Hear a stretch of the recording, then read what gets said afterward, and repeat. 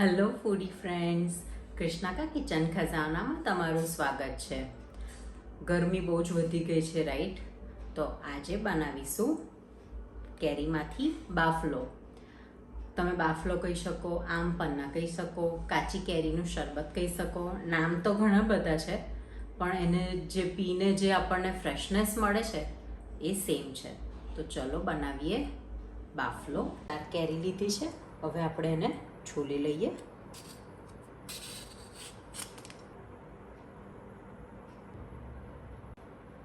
હવે એને મોટા ટુકડામાં કટ કરી લઈએ.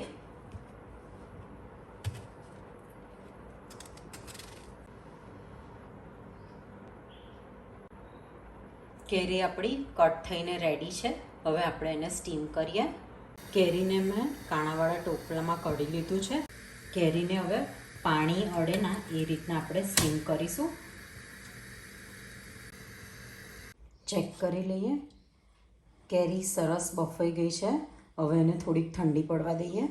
કેરી ઠંડી થઈ ગઈ છે. હવે આપણે એને બ્લેન્ડ કરી દઈએ. કેરીનો પલ્પ રેડી છે. હવે હાફ આપણે બીજા બોલમાં ટ્રાન્સફર કરીએ. શરબતની અંદર આપણે ખાંડનો યુઝ નથી કરતા, આપણે ગોળ લઈએ છીએ. મેં અડધો બાઉલ જેટલો ગોળ લીધો છે. તમારે કેરી કેટલી ખાટી છે એ પ્રમાણે આપણે ગોળનું પ્રમાણ પ્લસ માઇનસ કરી શકીએ છીએ. પછી વધારે ફ્રેશનેસ માટે મેં લીધા છે ફુદીનાના પાન. આપણે આને સ્ટોર કરીને રાખવાનું છે, તો થોડીક વધારે પ્રમાણમાં આપણે મીઠું અને સંચળ એડ કરીશું. અહીંયા મેં 2 ચમચી જેટલું સંચળ લીધું છે, 3 ચમચી જેટલું મીઠું. પછી એડ કરીશું આદું અને એકદમ નાનું મરચું. આદું ને મરચું ઓપ્શનલ છે. આપણે એને હવે બ્લેન્ડ કરી દઈએ. બ્લેન્ડ કરતી વખતે મેં પાણીનો યુઝ નથી કર્યો, કારણ કે આપણે એને સ્ટોર કરીને રાખવું છે. બ્લેન્ડ થઈને રેડી છે પલ્પ આપણો. હવે આપણે એને મિક્સ કરી દઈએ. આ સ્ટેજ પર તમે ચાખીને મીઠું, સંચળ કાં તો ગળપણ એડ કરી શકો છો. કાચની બોટલમાં ભરીને હવે આપણે એને સ્ટોર કરી દઈએ. બાફલો આપણો રેડી છે. હવે આપણે એમાંથી બનાવીશું ડ્રિંક. પાણી લઈશું. હવે આપણે જે પેસ્ટ બનાવી છે એ અંદર એડ કરીશું. પ્રોપર હવે એને હલાવી દઈએ. મિક્સ થઈ ગયું છે. હવે આપણે અંદર મસાલા કરી દઈએ. જીરું શેકીને લીધું છે. હવે આપણે એને ક્રશ કરીને નાખીશું. જીરું આપણું વટાઈને રેડી છે. હવે આપણે જીરું અંદર એડ કરીશું.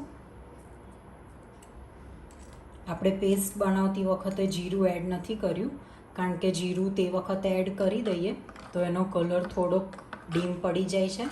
આવી રીતના જ્યારે તમે બનાવતા હોય ત્યારે જ અંદર જીરું એડ કરવું.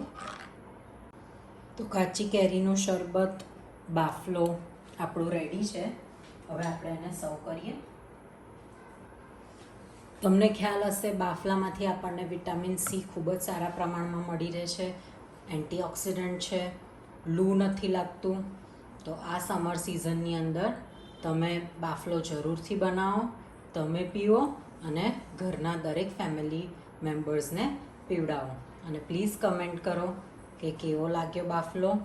તો આપણે ગ્લાસમાં સર્વ કરી દઈએ. હવે તો રેડી છે આપણો બાફલો, જેને એક્સ્ટ્રા ચટાકા માટે મેં મસાલાવાળી કાચી કેરીની વેજીસથી ગાર્નિશ કર્યું છે. વાવ!